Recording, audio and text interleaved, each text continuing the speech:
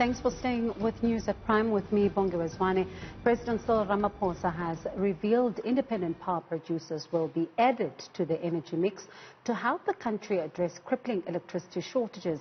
He made the revelation during his State of the Nation address in Parliament last night.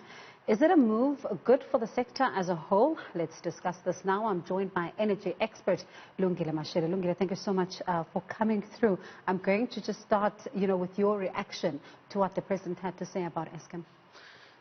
Bongiwe, thank you for having me.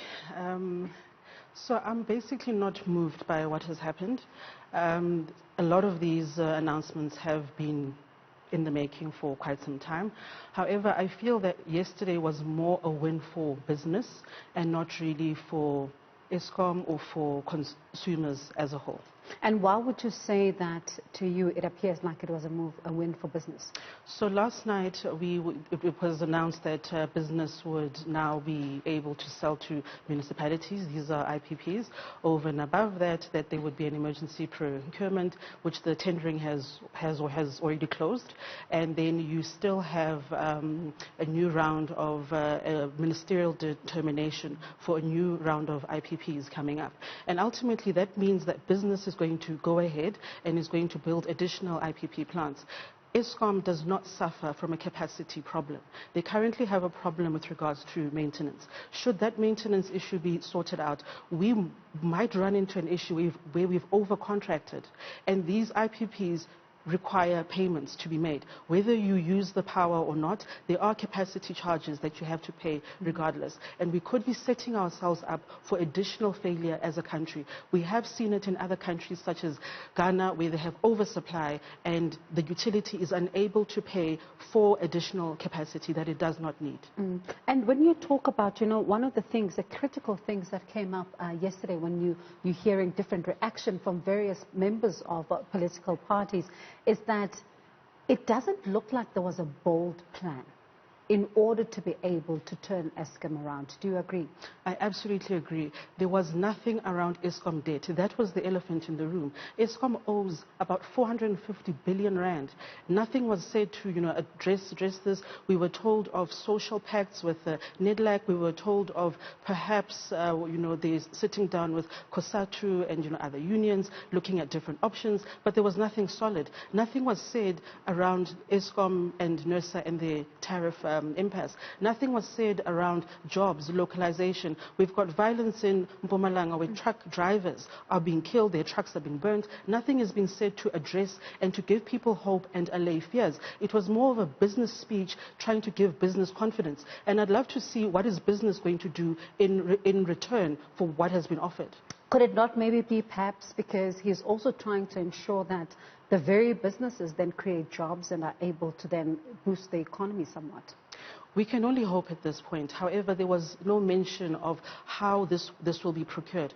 So in the emergency procurement that went through the Department of Minerals, Resources, Energy, the tender document does not really go into detail in terms of how many jobs, or are they looking at job creation, are they looking at localization, entrepreneurship, women-owned, youth-owned, absolutely nothing. And future rounds, we don't even know if that's going to be included.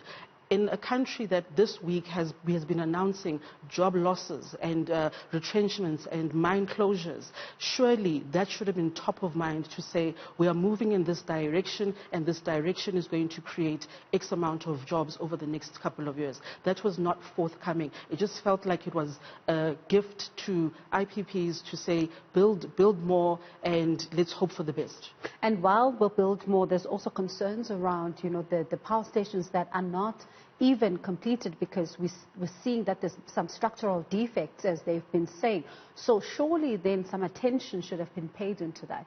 Absolutely. Nothing was said around Eskom and the maintenance plans and how far. We were just told that load shedding will continue indefinitely, which is true, and that's fine. And there's at least certainty around that for at least the next 18 months we will load shed. However, it would have been nicer to perhaps get into the details to say we are pushing Eskom to to get to a point where they are operating and they're sustainable and their plants are built. At this point, it just looks like we are neglecting Eskom, and we forget that Eskom does have a massive debt burden that will cripple the entire country. That Eskom debt burden, if it's unpaid, it basically it creates a run on Eskom, and then government, because it has guaranteed Eskom's debt. It means that government will then have to fork out money for that debt. Let's not forget, this is the same government that is currently looking at selling assets just to pay for the debt of its SOEs.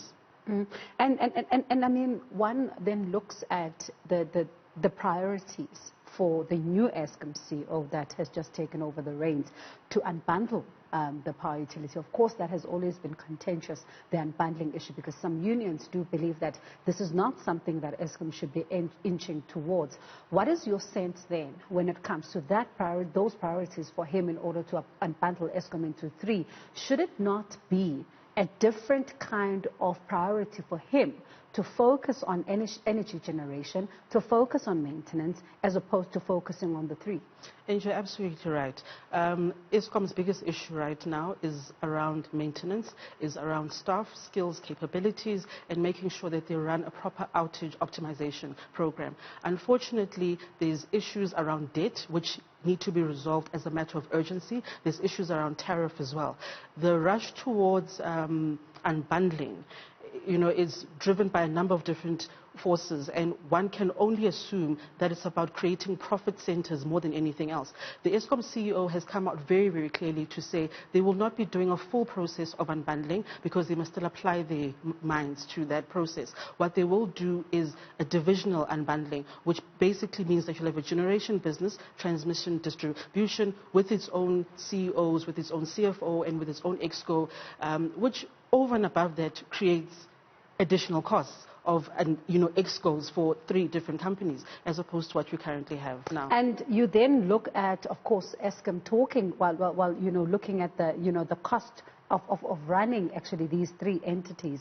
You then look at Eskom that has obviously even the finance minister coming out to say that it is bloated. Absolutely. So nobody wants to discuss the real issue in the room, that per megawatt, Eskom has more employees than any other utility in the world.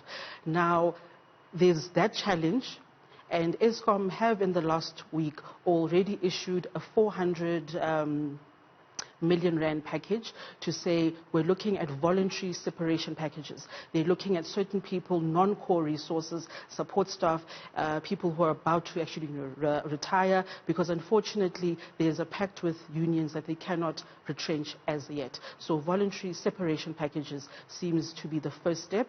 However, that is always preceded by full retrenchments in most cases. And you then seeing an Eskom, of course, that is not, as you say, talking about the elephant in the room, but then you look at it's a strange relationship with unions, and when it comes to how it should indeed be run. But when you then go back to the State of the Nation address, not only this one, there was also the previous ones where we saw a task team that was set up to try and turn Eskom around. We saw a 9-point plan to try to turn Eskom around. We saw various plans being put in place. And then last night, we see more of an amplifying, I would say, of what has already been out there. Of all these plans, which one has really worked? I would safely say not a single one. And the truth of the matter is that for as long as Eskom has political interference at very serious levels, it will not be able to do anything. Eskom is told when and how to do maintenance. They can have schedules in place. They can have the best laid out plans. For as long as there's political interference, which comes in and tells Eskom what they can and cannot do, they cannot execute on mandate. You also have where the president made a lot of pronouncements around Eskom and what Eskom is going to be doing. And key to all of these IPPs coming on board is that Eskom is the supposed off-taker and now municipalities. However, has anybody sat contact with Eskom to say, do you have the capacity to offtake? Do you have the balance sheet to sign all of those power purchase agreements and actually honor each and every single one of these payments? And there's a disconnect there between government and Eskom, which is going to lead to further issues down the line when Eskom one day is unable to pay all of these IPPs that it has been contracted into. And you then look at the issue of IPPs, especially with the unions, who are then calling for a transparent process there in order to ensure that those that are bidding are not somewhat having a bit of a conflict of interest. How confident are you that this particular process is going to be transparent going forward? Well, the last round of IPPs is currently undergoing an investigation with the Public Protector around the procurement processes and the transparencies thereof. If there are any findings, one can only hope that they will be acted upon and then corrective action taken. And the relevant IPPs, if there is any issue, will then be, have their contract terminated.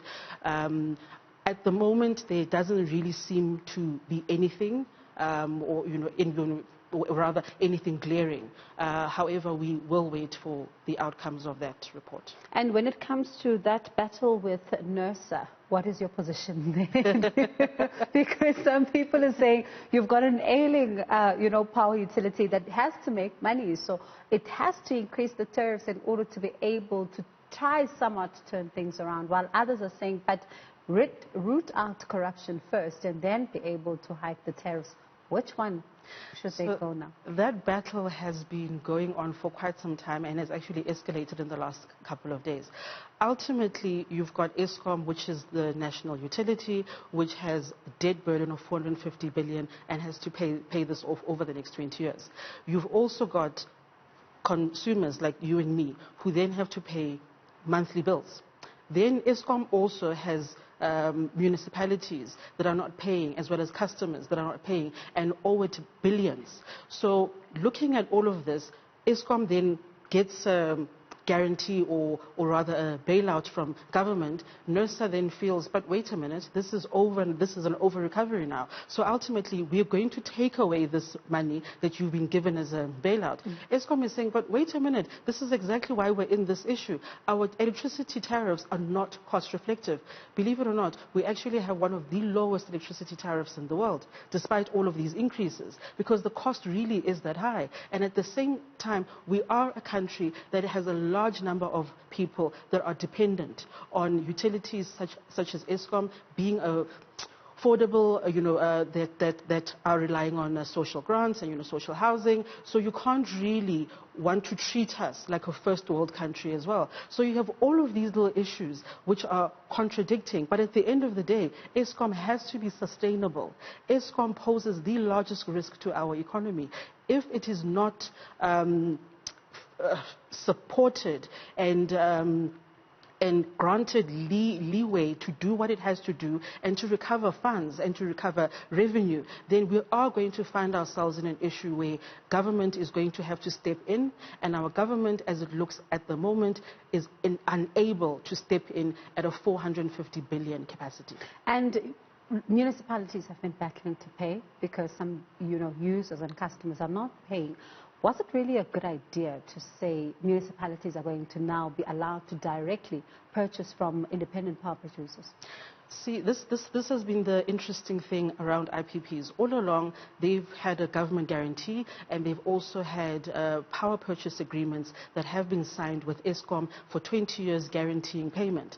Municipalities in this country, I would love to see how any of them are actually going to stand up and say, I'm willing to guarantee that I will pay, and I'll pay on time on day 30, and I will pay you for the next 20 years for this power without skipping a beat. Because ultimately, if you're looking at these new IPPs coming on board, they will be funded and they will have lenders to actually pay at the back of that. So ultimately, payments would have to be reliable. You cannot have defaults. It would create a massive issue. And quite frankly, I don't see any IPP that's going to be raving to go to other municipalities, perhaps metros, but other municipalities, they might not be able, which then creates other issues in that poor people will still suffer and will not have the energy that they require because they cannot afford it. Well, it does look like it's going to be a hot potato over the next couple of months. Definitely this issue of Eskom is not dying down anytime soon. Lungile.